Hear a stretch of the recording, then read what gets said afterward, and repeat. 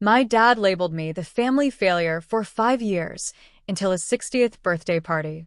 Can you imagine your own father, at his 60th birthday party, raising a champagne glass to 43 guests and introducing you as the one who didn't finish college? Just casually, like it was a weather report. Like everyone already knew my deepest shame. Yeah. I stood there, locked in a tight black blazer, my hands steady, a practiced smile plastered on my face. What he didn't know, what nobody in that room knew, was that the business card tucked in my pocket was about to hit harder than any speech I could ever give. And within 60 seconds, his champagne glass would be in pieces on the marble floor. But to really get it, I have to take you back. Because the moment that broke everything didn't start at that party. No, it started 5 years earlier, in a cramped dorm room, with a phone call that changed my entire life. My name is Tori. I'm 28, and this is the story of how I finally handed my father the truth he'd spent 5 years trying to bury. Now, picture this. It's October. I'm 22, a junior in college, sitting cross-legged on my dorm bed in Austin. My laptop's open to a spreadsheet I'd been building for weeks: revenue projections, customer acquisition costs, conversion funnels. This wasn't coursework, not really. These were words I'd learned behind the counter of a greasy spoon, watching the owner lose money every night because his reservation system was literally a spiral notebook and a prayer. I'd started college a year late, by the way, after working my butt off to save tuition. That detail matters, because my father, Gerald, never let me forget it. I'd found something, you see, a gap in the market so wide, I swear I could drive a truck through it. Small restaurants, the ones with 12 tables and handwritten menus, they had no affordable software to manage bookings. The big platforms ignored them. I didn't. I picked up my phone. I called my father, Gerald Warden, retired senior accountant, a man who measured the world in degrees, titles, and decimal points. I poured out everything, the idea, the prototype I'd already started coding late at night. The 3 restaurant owners who said they'd pay for it tomorrow if it existed. He let me finish. That, I think now, was the cruelest part. The silence stretched, making me believe, just for a moment, that he was actually listening. Then he spoke. So, you're quitting? Not a question. A verdict. Dad, I'm not quitting. Your brother would never do this. Kyle was 22, still in school, still checking every single box Gerald had drawn for him. Of course, Kyle would never do this. Dad, if you just look at the numbers, the line went dead. Just gone. No goodbye. No, let me think about it. No, I love you, but I'm worried. Just the flat, empty silence of a disconnected call. I sat on that bed for a long, long time, my phone heavy in my lap, the screen dark. I wasn't crying because I was scared. I was crying because I already knew that click wasn't just the end of a phone call. It was the end of the version of my father, who might have listened. I didn't know yet that the next version would be so much worse. 3 weeks later, I called my grandmother for her birthday. Nana Ruth, 81 years old, sharp as a tack, the kind of woman who remembered every grandchild's shoe size. Tori, sweetheart. Her voice was warm. Then it shifted. Careful. Your father told me you're working at a diner somewhere, waiting tables. Honey, are you eating enough? My stomach dropped. Hard. Nana, that's not exactly. He said you quit school because you just couldn't handle it, not because you were sick or anything. He wants us all to pray for you. Pray for me. Like I was in hospice. I called Gerald that night. He picked up on the first ring, almost like he was expecting it. Why did you tell Nana I'm a waitress? I told her the truth. You dropped out. You wait tables. His voice was smooth, reasonable. Perfectly calm. That is what happened, Tori. I'm building a company, Dad. He laughed. Not loud. Just a soft exhale, through his nose. The kind of laugh designed to make you feel 6 inches tall. Sweetheart, everyone with a laptop thinks they're an entrepreneur. I gripped the phone so hard my knuckles ached. Then I found out the rest. My friend Kelsey from freshman year texted me a screenshot. A voicemail Gerald had left her. He said I was going through a rough time and suggested she give me space. My roommate just got a similar call. So did Tanya from my study group. 3 calls. 3 of my closest friends. 2 of them stopped texting me within a month. Gerald wasn't just disappointed. He was building a narrative. Calling the right people at the right time with the right tone. Concerned father, heartbroken, just looking out for his little girl. He was erasing me methodically, and I was only beginning to understand why. 1 year after dropping out, my life looked like this. A 400-square-foot studio apartment in East Austin with a window that didn't close all the way. A desk made from a door balanced on 2 filing cabinets. A coffee maker that only worked if you hit it twice on the left side. I coded 16 hours a day. I waited tables 5 nights a week at a Tex-Mex place on South Congress. I ate ramen, so often the sodium made my fingers swell. The product was called Slate, a booking and table management platform for independent restaurants. Nothing flashy, no AI, no blockchain buzzwords.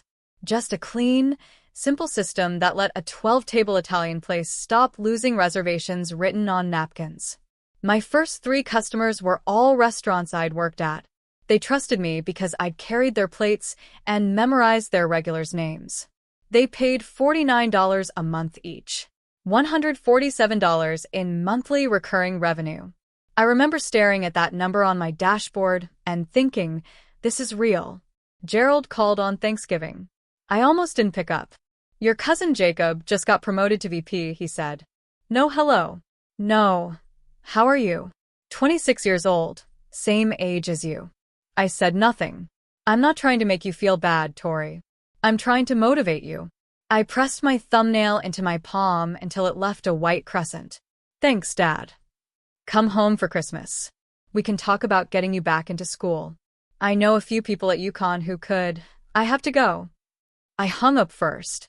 It was the first time I'd ever hung up on Gerald Warden. My hands were shaking, but not from fear. Something had shifted. Something small and hard had lodged itself behind my ribs, and it was already beginning to grow. Gerald thought that call would push me back to campus. He was wrong.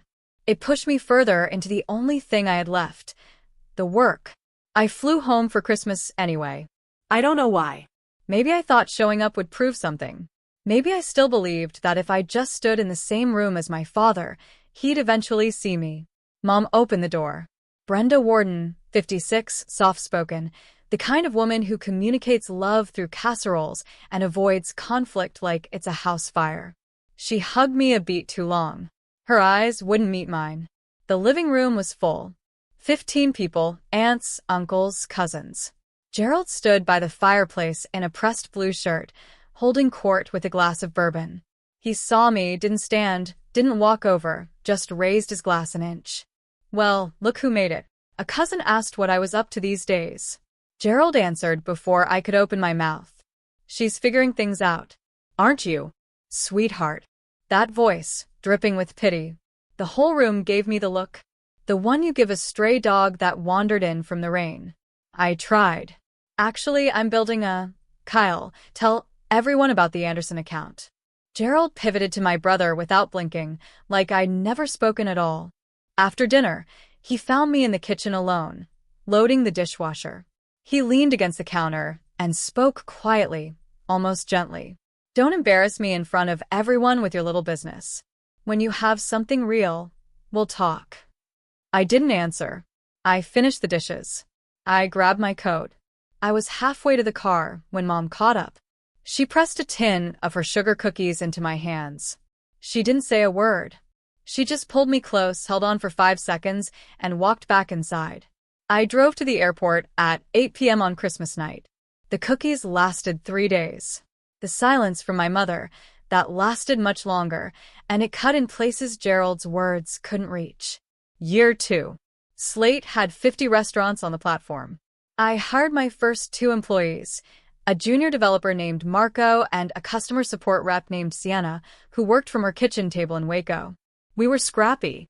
We were growing. But back in Connecticut, Gerald was growing something too. He'd upgraded the story. I wasn't just waiting tables anymore. Now I was unstable. Now I was not doing well. He told the family in the voice he perfected, low, heavy with concern, the voice of a father carrying a burden no one else could understand. "I worry about her," he'd say.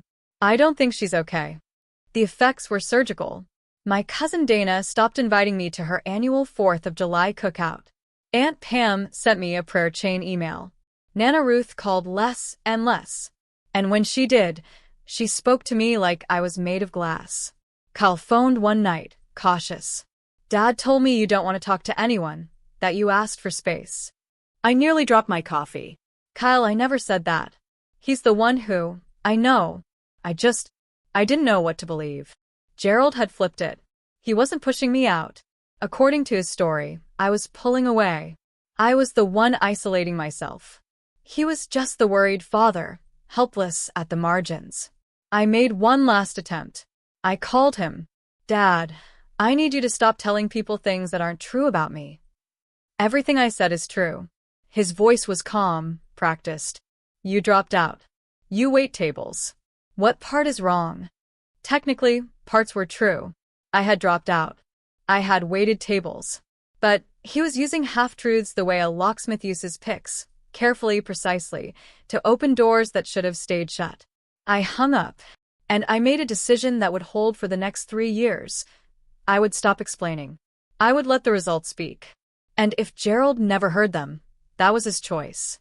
I didn't know yet that he would hear them in the worst possible way, on the best possible night. Year 3 is when he crossed the line. From words into action. Slate was growing fast. 120 restaurants. Real revenue. I was negotiating our first major contract, a regional chain called Reynolds Hospitality Group, 14 locations across Texas and Oklahoma. If we landed it, the deal would be worth $80,000 annually and put us squarely on the map. Their due diligence was standard. Background checks, reference calls, a quick Google search on Tory Warden. The email arrived on a Tuesday at 9:47 a.m. I still remember the exact time because I was holding a coffee that went cold in my hand while I read it. "Miss Warden, we spoke with a family member who raised concerns about your personal stability and professional reliability. After careful consideration, we've decided to pursue a different vendor." My chest tightened. I knew Gerald still had his old accounting network, people who knew people in every industry across the Northeast. And I'd made one mistake. I'd mentioned the name Reynolds to Kyle on the phone 2 months earlier, casual, excited, before I remembered the rule I'd set for myself. Kyle must have mentioned it at Sunday dinner. It only took Gerald one name and 48 hours on LinkedIn. I called Gerald. He picked up on the second ring. "Did you call Reynolds Corp? I was looking out for you. You cost me a contract. If your business can't survive one phone call, it wasn't real." "That's not your decision to make." A pause. Then his voice. Harder now, the mask slipping. "I'm your father. Everything about you is my decision." I ended the call. My hands were trembling, but I didn't throw the phone. I didn't scream. I set it face down on my desk, opened my laptop, and started an email to 4 other potential clients.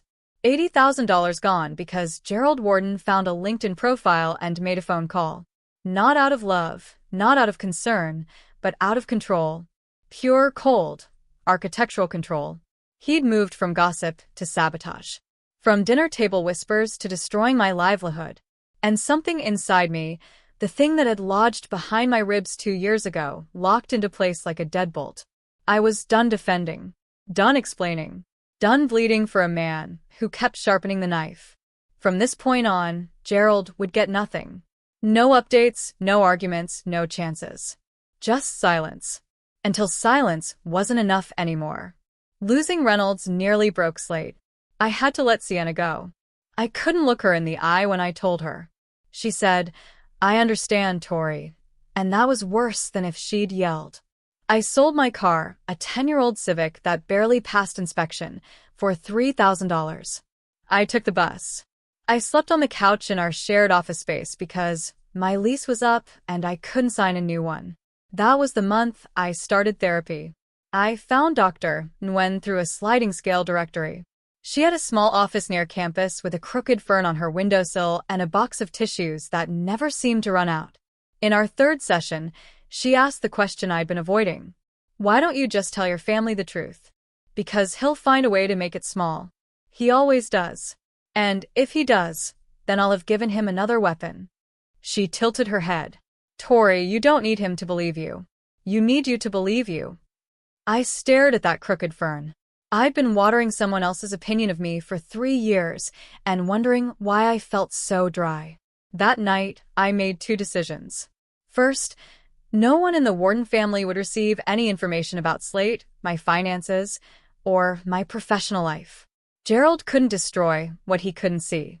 Second, I would build this company so quietly and so well that when the truth finally surfaced, and truth always surfaces, no speech would be necessary.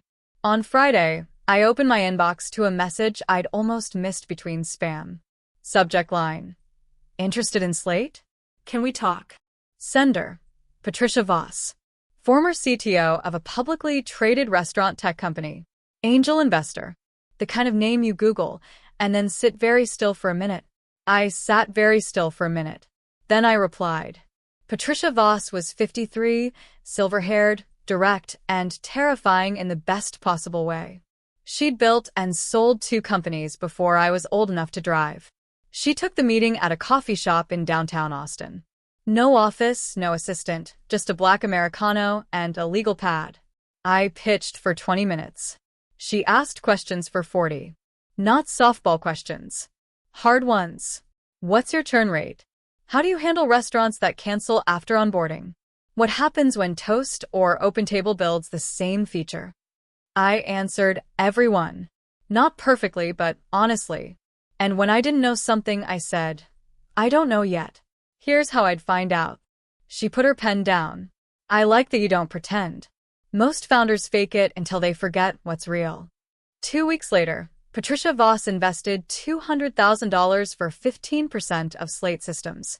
She also became my mentor, the first person in my professional life who looked at what I was building and said, this matters.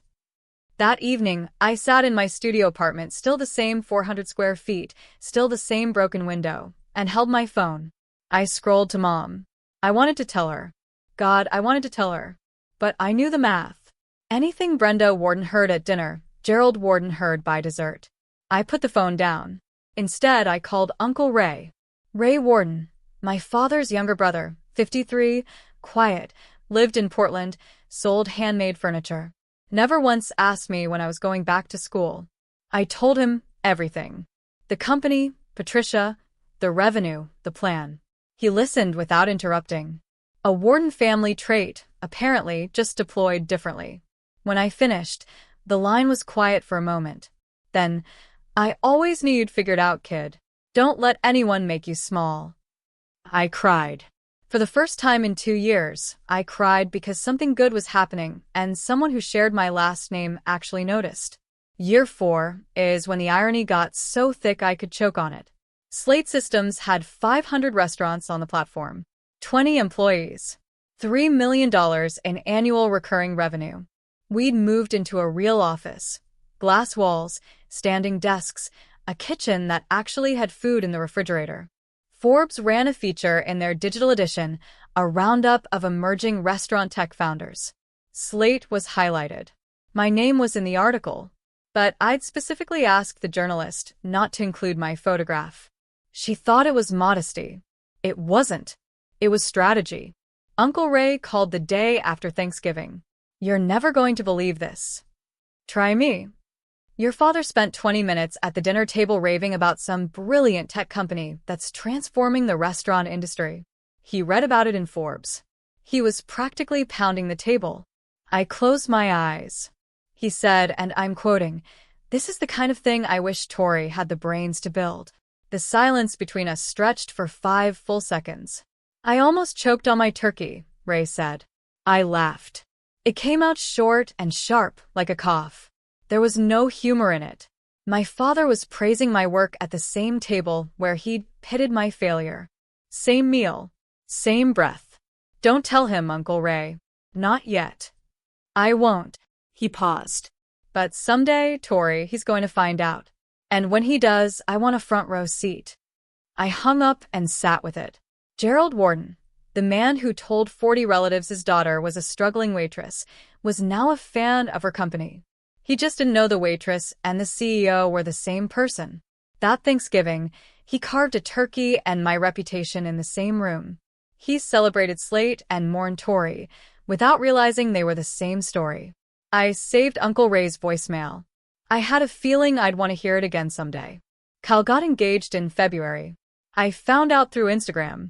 A photo of him and Jessica beaming, a ring catching the light, captioned, "She said yes."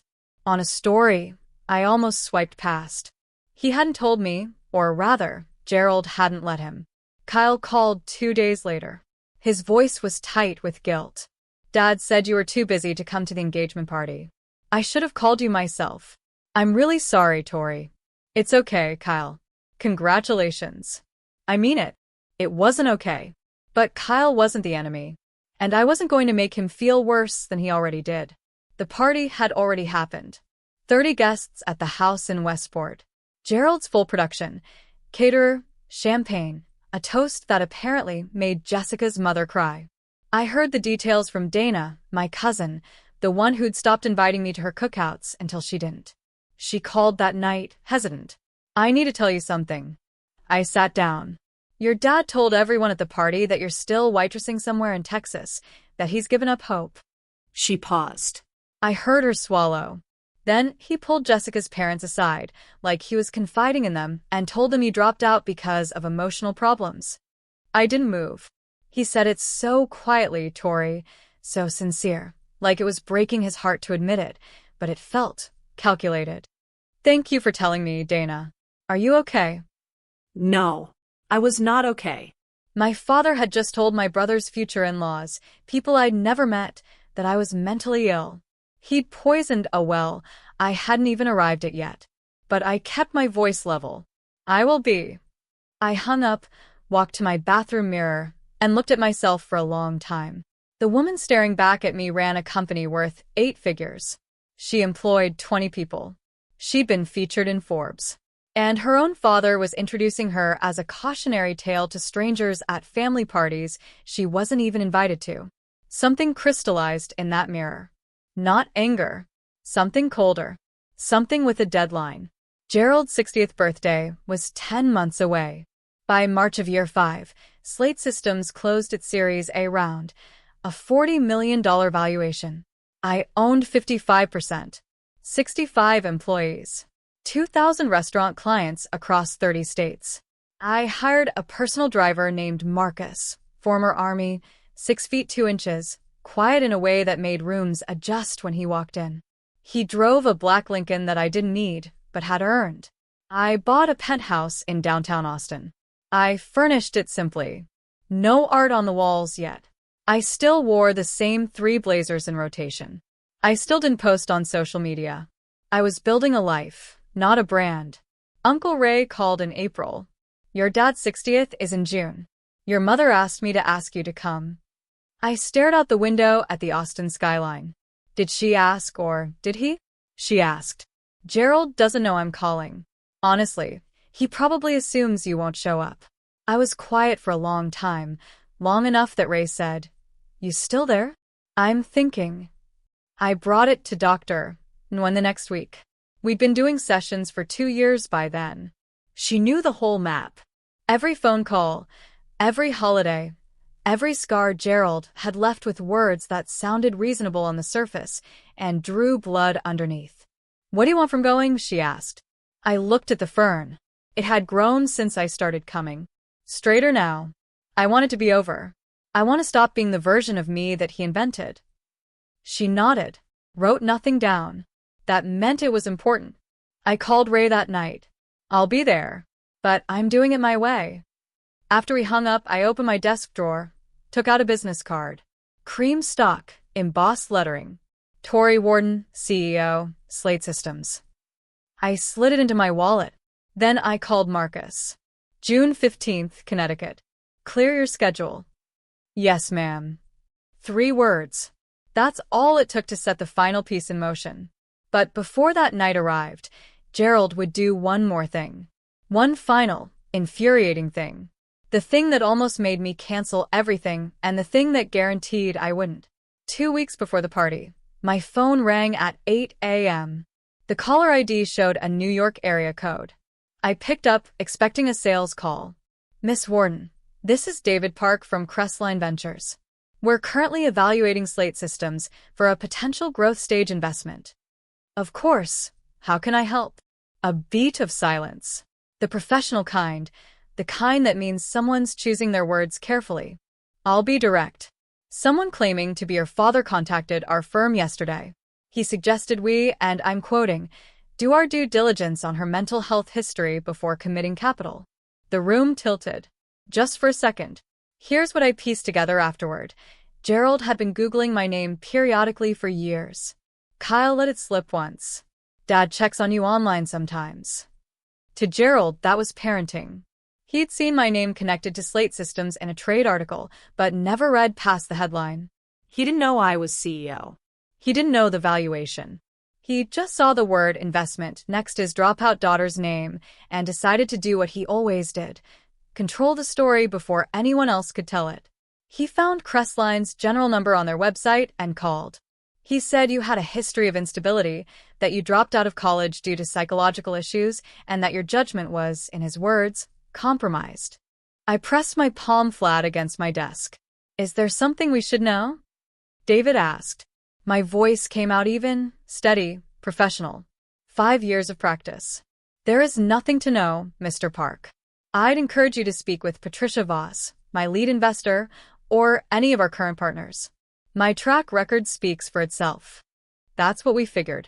Patricia already vouched for you in the strongest terms. I just wanted to give you the courtesy of knowing. I appreciate that. I hung up, Sat still. Then I slammed my hand on the desk so hard the pen cup fell over. Gerald had called my investors. Not a cousin over Thanksgiving dinner. Not a college friend. A venture capital firm managing 9 figures in assets. He tried to torpedo a multi-million-dollar investment with a lie about my sanity. This wasn't a father being disappointed. This wasn't tough love. This was a man who would rather see his daughter fail publicly than lose control of the story he told about her. I called Uncle Ray. My voice was flat. He called my investors. Told them I'm mentally unstable. Silence. Then, Jesus, Tori. Am I still coming to the party? Ray took a breath. Are you? I looked at the business card in my wallet. Cream stock. Embossed. I wouldn't miss it. June 15th, late afternoon, Connecticut. Marcus pulled the black Lincoln to the curb 3 houses down from my parents' home in Westport. Through the windshield, I could see the house where I grew up. White colonial, black shutters, a porch I used to read on until the streetlights came on. Tonight, it was dressed for a celebration. White lanterns hung from the elm trees along the front walk. A catering van sat in the driveway. Through the tall windows, I could see people moving, laughing, holding champagne flutes that caught the golden light. 43 guests. I'd asked Uncle Ray for the count. I checked myself in the visor mirror. Black blazer, tailored, white silk blouse, black trousers, simple heels. A small, elegant watch on my left wrist. The first expensive thing I ever bought myself. The week's slate hit $1 million in revenue. No other jewelry, no statement pieces. I didn't need the clothes to speak. The card would do that. I touched my jacket pocket. Still there. You good? Marcus asked from the front seat. He was watching me in the rear view, his expression neutral. He'd driven me to pitch meetings, investor dinners, late nights at the office. He'd never seen my hands shake. They were shaking now. Park here. When I text you, come to the front door. Just walk in and say the car is ready. Copy. I opened the door. The summer air hit me. Warm, thick with fresh-cut grass, and someone's perfume drifting from the backyard. I walked up the path I'd walked 1,000 times as a kid. Past the mailbox with Warden, stenciled in black. Past the garden Mom replanted every spring. The front door was open. I stepped inside. Mom saw me first. Brenda Warden stood near the kitchen threshold, holding a glass of white wine she clearly wasn't drinking. Her eyes went wide, then soft, then wet. She set the glass down and crossed the room. Her arms wrapped around me, tighter than Christmas, tighter than the airport, tighter than any hug she'd given me since I was small. "I'm glad you're here," she whispered. Over her shoulder, Gerald turned. He stood by the fireplace, surrounded by 3 men in sport coats, the golf friends. He held a champagne glass loosely. He registered my face, and for one flicker of a second, something moved behind his eyes. Surprise, maybe unease. Then the mask slid on. Well, look who showed up. Same words he'd used at Christmas 3 years ago. Same tone, like I was a weather event he hadn't planned for. I smiled, said nothing, and walked into the room. The party moved around me like a current. I drifted through it. A handshake here, a polite nod there. I recognized most faces. Aunt Pam, with her prayer chain smile. Cousin Jacob, the VP, the golden standard Gerald loved to mention. Neighbors from down the street, who used to bring us pie on Sundays. They were friendly, cautious, the way people are friendly to someone they've been warned about. "Tori, how are you, honey?" Aunt Pam tilted her head at a precise 45-degree angle of pity. "Are you still in food service?" Something like that. She waited for more. I gave her nothing. She sipped her wine and moved on. Gerald found me near the appetizer table and steered me by the elbow toward his golf foursome. 3 men in their 60s with firm handshakes and country club tans. "Gentlemen, this is my daughter, Tori." He paused, just long enough. "She's finding herself." A polite chuckle from the group. One of them, a man named Ed, looked at me with genuine curiosity. Gerald moved on before Ed could ask a follow-up. Next, Jessica's parents, Richard and Maureen, the in-laws Gerald had already briefed about my emotional problems. Gerald placed his hand on my shoulder. Proprietary. Warm. Performing. "This is Tori, our free spirit. Didn't quite finish the college thing." He smiled like he was sharing a charming family anecdote. "But we love her anyway, don't we?" Maureen's smile was tight. Richard looked at his shoes. I said, "Nice to meet you both." My voice was steady. My eyes were clear. Kyle passed behind me as Gerald moved to greet another cluster of guests. My brother's hand found mine, squeezed once. "I'm sorry," he whispered. "I should say something." "Don't." Not tonight. This is his show. Kyle's jaw tightened. He nodded and stepped away. I stood alone for a moment near the window. Outside, the lanterns swayed in a warm breeze. Inside, 43 people drank and laughed and lived inside a story Gerald had written. A story where I was the cautionary tale, the dropout, the failure, the one they loved anyway. I slipped my hand into my blazer pocket. The card was there, waiting. Let him finish his show, I thought. The script is about to change. At 7:30, Gerald tapped his champagne glass with a butter knife. The room settled. Conversations dissolved into silence. 43 faces turned toward the man standing at the head of the dining table, framed by white lanterns and a banner that read, "Happy 60th, Gerald." He was good at this. I'll give him that. Gerald Warden could hold a room the way some people hold a tune, effortlessly, with the kind of authority that made you forget he'd practiced every word in the bathroom mirror. "Thank you all for being here tonight. 60 years. He shook his head with rehearsed wonder. I look around this room, and I see every person who made those years worth living. He thanked Brenda. She smiled from her chair, the smile of a woman who had learned to perform gratitude on cue. He thanked his golf buddies, his former colleagues, the neighbors. Then the children. Kyle. Gerald raised his glass toward my brother. Couldn't be prouder. College degree, great career, a beautiful fiancé. He gestured to Jessica. The room applauded. Kyle shifted in his seat, uncomfortable with praise he hadn't asked for. Then Gerald turned to me. His voice changed. Softer. Heavier. The voice he used when he told relatives he worried about me. The voice of a man performing sorrow. And Tori, he found me at the back of the room, my daughter. A pause that held the weight of 5 years. The one who didn't finish college. He shook his head slowly, smiled with closed lips. "But we love her anyway, don't we?" Scattered laughter. A few sympathetic nods. Someone near the kitchen whispered something I couldn't hear. Aunt Pam pressed her hand to her chest like she was watching a sad commercial. Brenda closed her eyes. Kyle's knuckles went white around his fork. Uncle Ray set his glass on the table with a deliberate clink. And I stood at the back of that room, spine straight, face calm, hands still. I smiled. Not a brave smile. Not a bitter one. A patient one. I slid my hand into my pocket. My fingers closed around the business card. 5 years. He just did it one last time. Good. The applause faded. Glasses clinked. The room returned to its hum of small talk and laughter. I moved. Not fast. Not dramatic. I walked the length of the dining room the way I walked into investor meetings. Measured. Unhurried. Certain. Past the appetizer table. Past Aunt Pam. Past the golf foursome. Every pair of eyes in the room tracked me, without realizing they were watching. Gerald was still standing, champagne in hand, basking in the warm residue of his own toast. I stopped in front of him, close enough that no one could miss it, far enough that it wasn't confrontational. "Happy birthday, Dad." My voice carried. Not loud, just clear. The room quieted by instinct, the way a room always quiets when it senses something is about to happen. "I brought you a gift." I reached into my blazer pocket. "It's small, but I think you'll appreciate it." I placed the business card in his open hand. Gerald looked down. His eyes moved across the text. Left to right. Then back again. The way you reread a sentence that doesn't make sense the first time.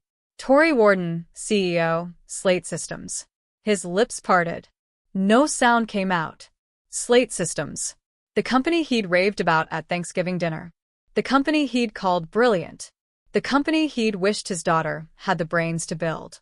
His eyes lifted. Met mine. I watched the recognition hit.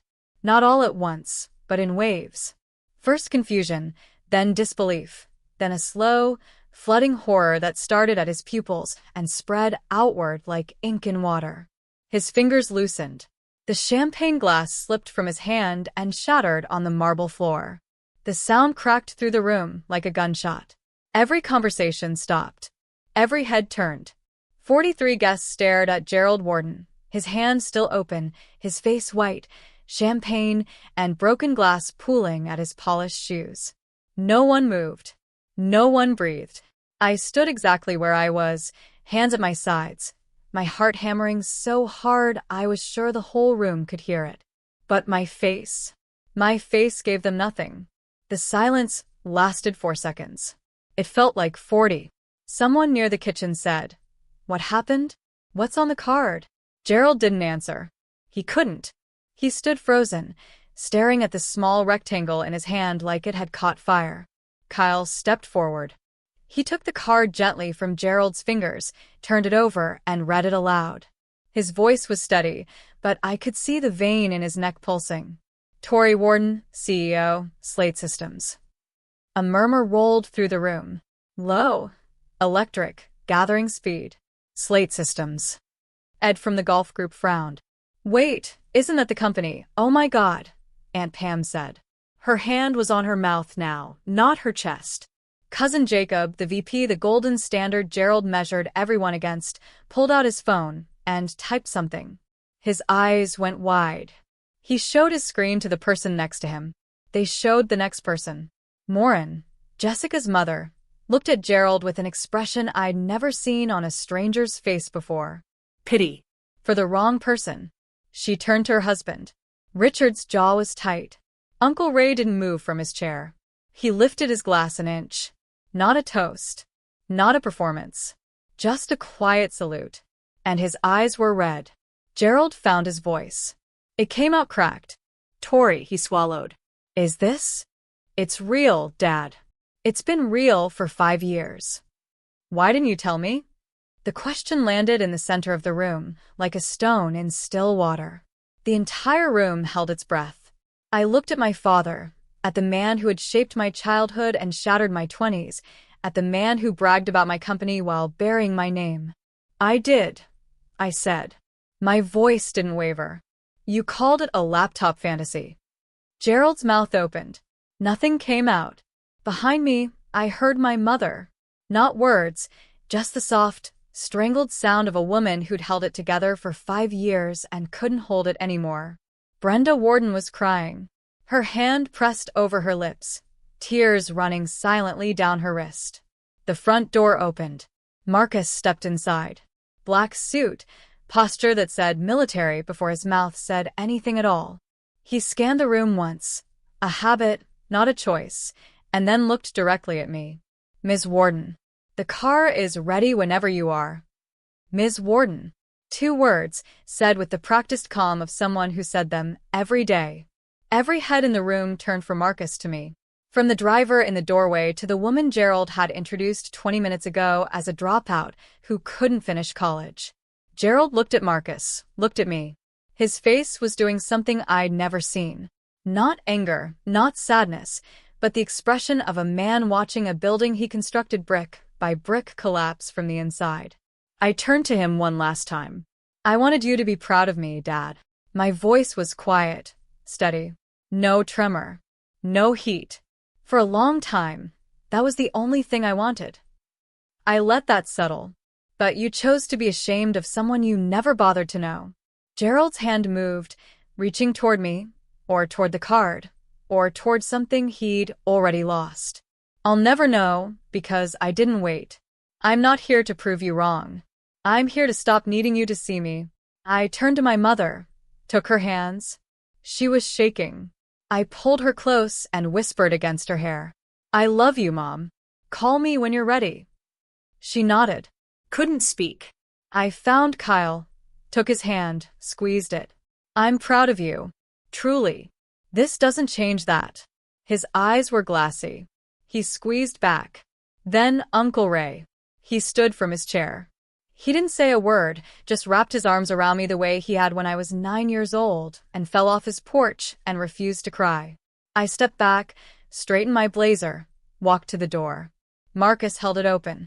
I didn't look back, not because I was too proud. Because if I looked back, I would see my father's face.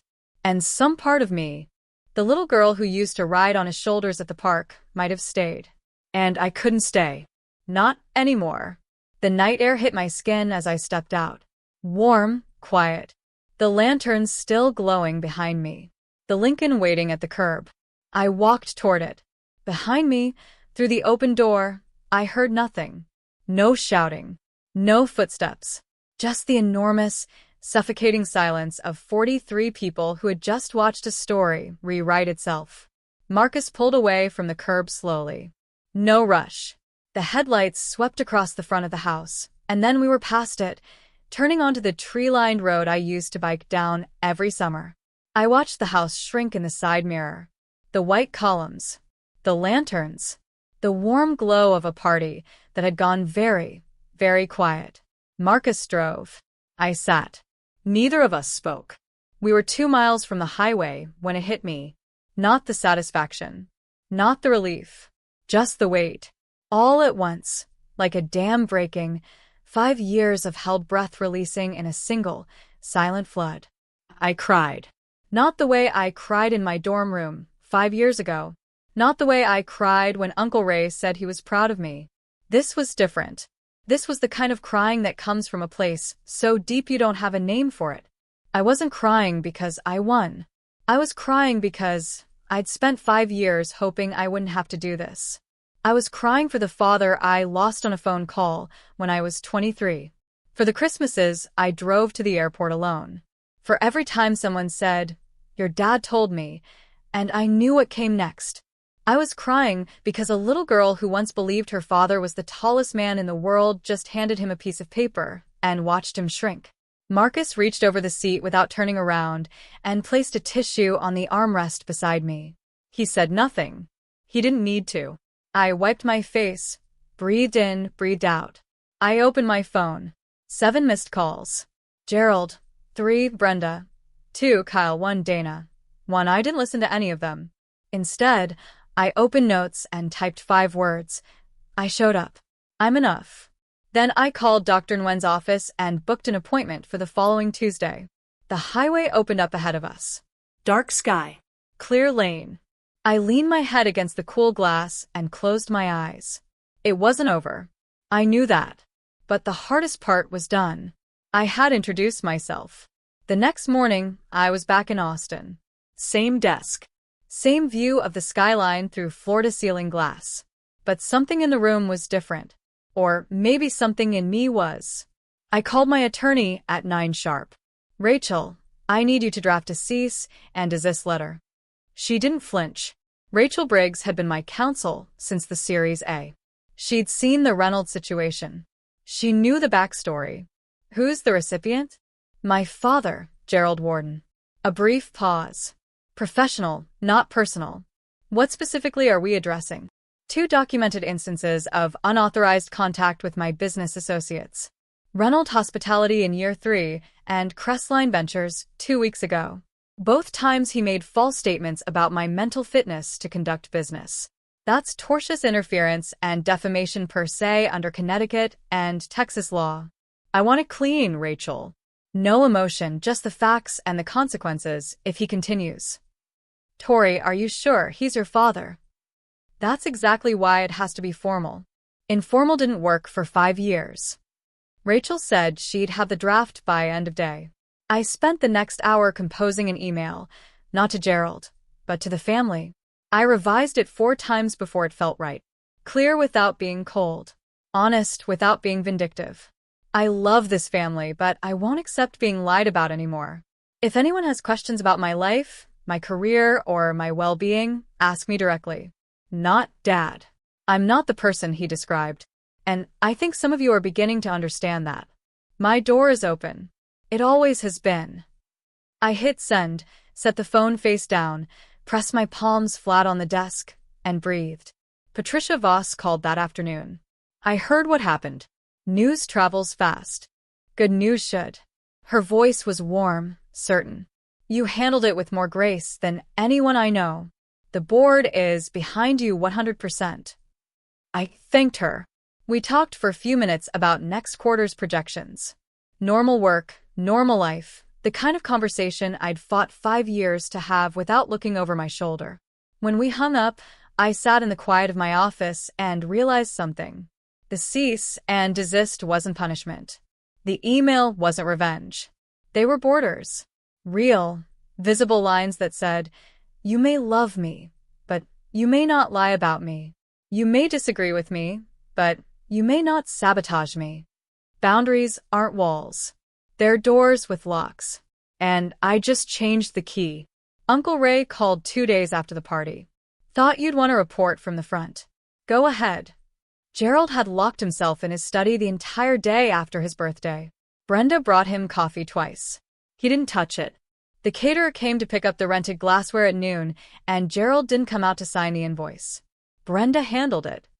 Ray said Gerald spent hours on his computer, searching, reading. He found everything, Tori. Forbes, TechCrunch, the Series A announcement, your LinkedIn. All of it. I stared at the ceiling.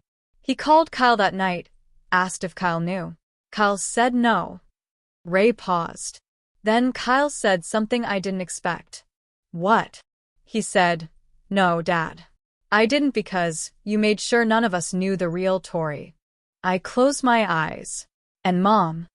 Ray's voice shifted, softer. Gerald asked Brenda why she didn't tell him. She said, and I'm only telling you this because she told me directly. She said, tell you what, Gerald? You never listen. You never listen to her. You never listen to me. My breath stopped. Brenda. My quiet, careful, casserole-making mother. The woman who hadn't contradicted Gerald in 30 years of marriage. She really said that? Word for word. I didn't know what to do with that information. It was too big to feel all at once. So I put it somewhere safe and moved on. Has he tried to call me? 4 times. Left voicemails. First one was, Tori, we need to talk. Second was, I didn't know. Third was, just please. And the fourth? Silence. 30 seconds of dead air. Then he hung up. I imagined Gerald sitting in his study, surrounded by bookshelves and framed certificates and a lifetime of curated accomplishments, staring at a phone that wouldn't ring back. I didn't feel victorious. I didn't feel vindicated. I felt like someone had pulled a splinter out of a wound that had been infected for 5 years. It hurt worse coming out than it did going in. But the infection was over. The fallout wasn't dramatic. It was social, quiet, relentless. Within a week, the story had traveled through the entire Warden family tree like water through cracks in a foundation. Not because anyone was gossiping maliciously, but because the truth, once spoken, has a velocity that lies can never match. Nana Ruth called me on a Wednesday morning. She was crying before I picked up. "I'm so sorry, sweetheart. I believed every word he said. I should have called you more. I should have asked." "It's not your fault, Nana." "It is. A grandmother is supposed to know." Her voice broke. "You must have been so lonely." I bit the inside of my cheek. "I had some good people." "Well, now you have me again, and I'm not going anywhere." The golf group was less forgiving.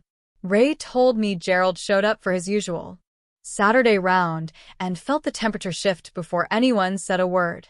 Ed, the one who'd seemed curious about me at the party, was the one who said it. "Gerald, I've known you 15 years. You sat at my table and trashed your own daughter, and she's running a company worth more than every business on this street combined.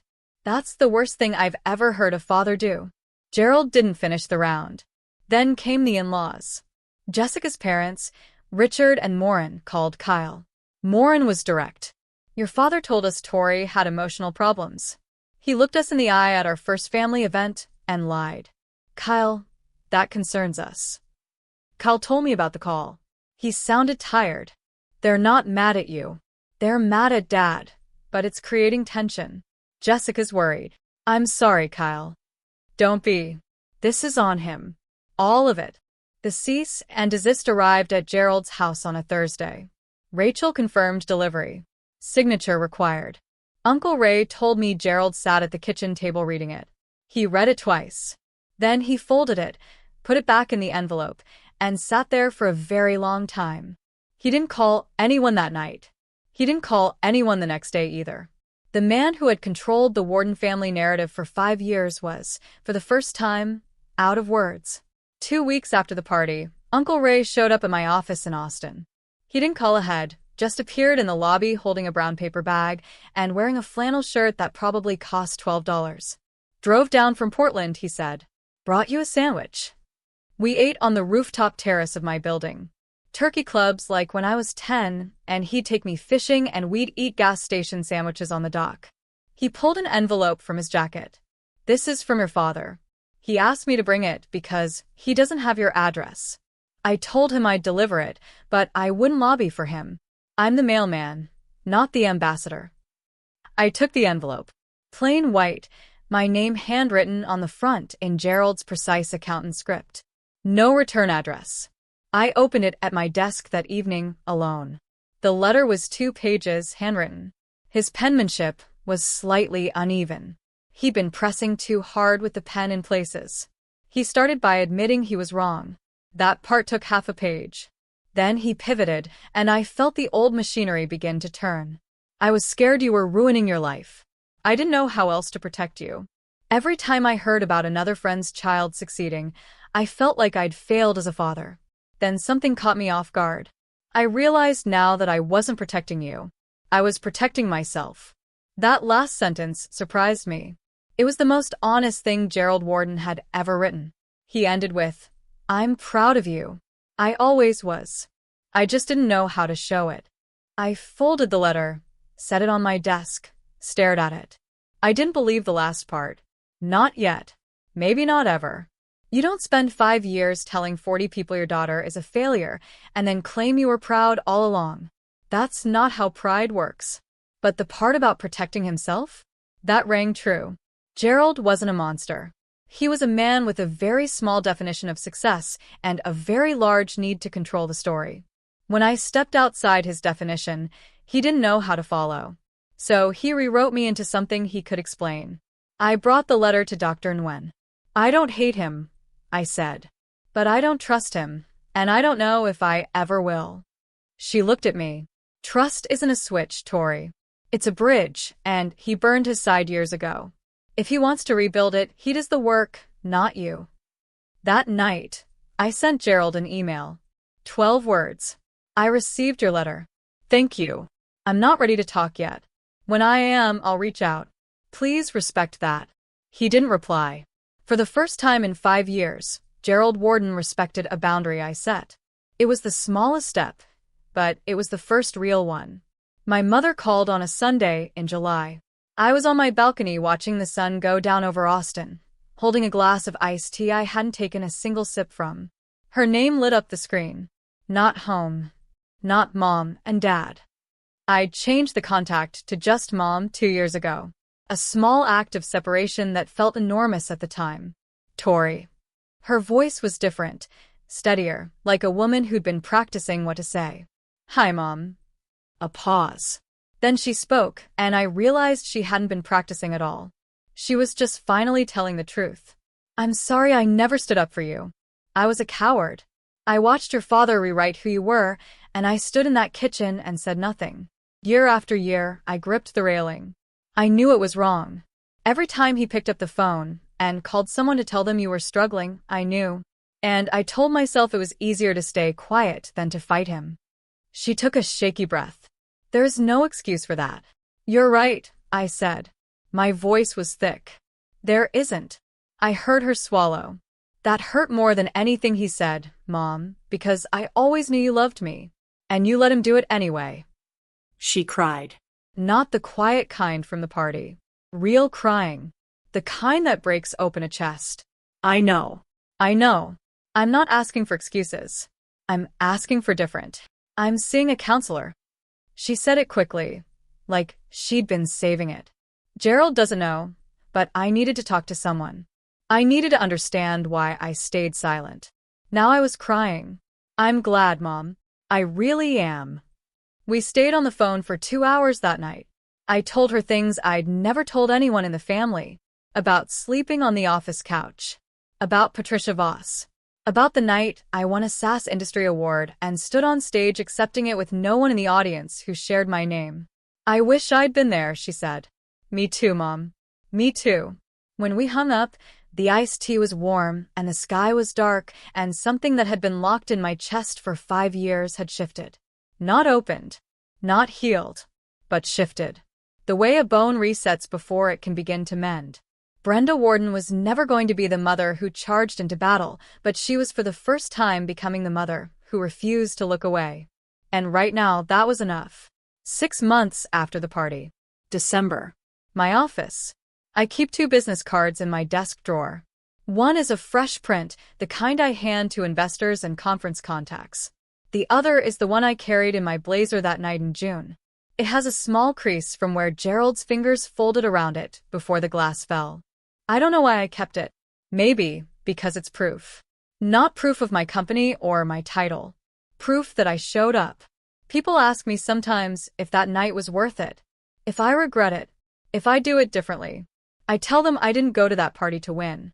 I went because if I didn't, I would have spent the rest of my life living inside Gerald's version of me. The dropout. The waitress. The one they loved anyway. And that version was a prison I built by never walking out the door. Slate is still growing. 65 employees now. A new round of funding and discussions. I was invited to speak at a restaurant tech conference in Chicago. When I introduced myself on stage, my name is Tori Warden, CEO of Slate Systems. I didn't flinch. I didn't feel the need to add, and yes, I went to college, or it's a real company, or any of the disclaimers I used to rehearse in my bathroom mirror. That might be the biggest change. Not the revenue. Not the valuation. The fact that I can say my own name in a room full of strangers and feel like it belongs there. I spent 5 years thinking I needed my father's approval. Turns out, I just needed my own. I still haven't spoken to Gerald directly. Not because I hate him. Not because I'm punishing him. Because I'm waiting to see if he changes because he was exposed, or because he actually understands what he did. There's a difference. And after 5 years of half-truths, I've learned to wait for the real thing. Uncle Ray gives me updates. I don't ask for them. He just calls on Sundays and weaves them in between stories about his furniture orders and whatever book he's reading. Gerald started therapy. A counselor in Fairfield, Tuesdays at 4. Some weeks he goes, some weeks he doesn't. Ray says the weeks he skips are the weeks he'd have to talk about the hard stuff. He's trying, Ray told me once. I'll give him that. Whether he's trying hard enough, that's for you to decide. Gerald sends me an email every month. Short. Never more than 3 sentences. No demands. No guilt. Saw Slate mentioned on Bloomberg today. Hope you're well. And last month. Happy birthday, Tori. No strings attached. I read every one. I haven't replied to any of them, but I haven't deleted them either. They sit in a folder I labeled pending. Cal told me something last week that I haven't been able to stop thinking about. Gerald dismantled his study. The room he'd spent 30 years filling with framed degrees, CPA certificates, photos of himself shaking hands with the county controller, gone. He boxed everything up and put it in the garage. He left one photo on the wall. Me, 5 years old, sitting on his shoulders at Riverside Park. Both of us laughing, my hands gripping his hair, his hands gripping my ankles.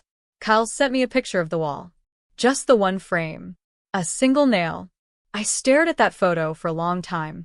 That man, the one in the picture, the one holding me up, that's the father I remember having. That's the father who disappeared somewhere between my first day of college and a phone call in October. I don't know if Gerald can find that man again. Maybe this study is just another performance. Maybe dismantling the trophies is his way of rebuilding the narrative. Look at me. I've changed. Or maybe it's real. Maybe he took down every frame because he finally realized that none of those certificates ever told him who his daughter was. I don't know yet. But the photo stays. And so does the door. If you're still here, if you've been listening this whole time, I want to say something directly to you. Not as a CEO. Not as someone with a revenge story. Just as a woman who spent too many years letting someone else write her name tag. If someone in your family is lying about you, reshaping you into a version that serves their pride and buries yours, you don't need a $40 million company to prove them wrong. You don't need proof at all.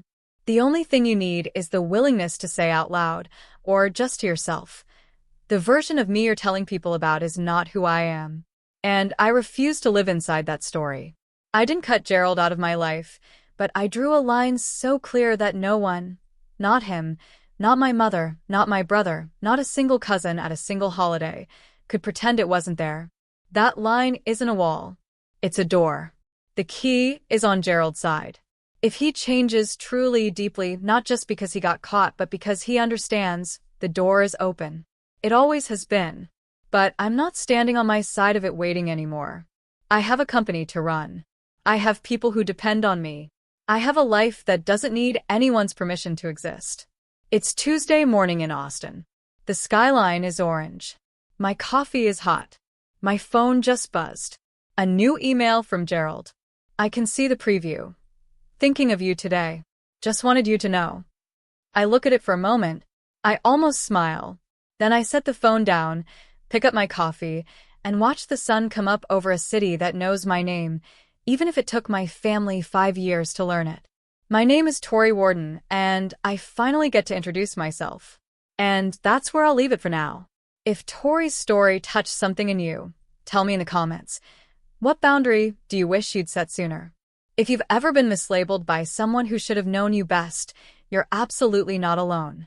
Like and subscribe if you want more stories like this one, and check the description for another story I think you'll connect with. See you in the next one.